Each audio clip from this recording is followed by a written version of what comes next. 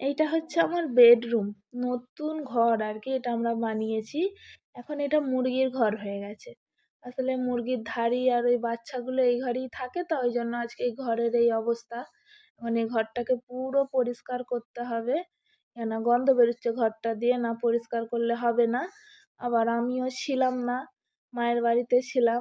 ওইজন্য আরো নোংরা হয়ে গেছে। এখন ঝাড়ু মেরে পুরো ঘরটাকে এখন সাফ-সাফাই করি।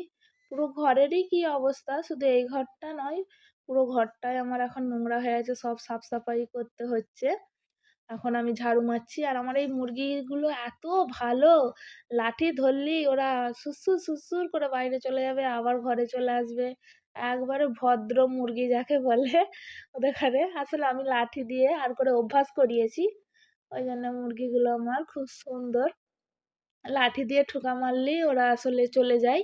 আবার লাঠি ধরলেই আবার ঘরের ভিতরে চলে আসে। ওদের ওই অভ্যাসটা আমিই করিয়েছি। এই যে আমি ঝাড়ু মেরে পুরো ঘরটা পরিষ্কার করিয়ে নিলাম। এবার আমি এগুলোকে বেলচা করে তুলে দেবো। অনেক নোংরা হয়েছিল বাপরে! পরিষ্কার হয়ে গেল ঘরটা আমার। আয়ান আর আরিয়ান তো এদিকে খেলছে। ওরা বারবার এদিকে আসছিল। আসতে দেইনি। প্রচুর ধুলো উড়ছে। নোংরা তো ওইজন্য।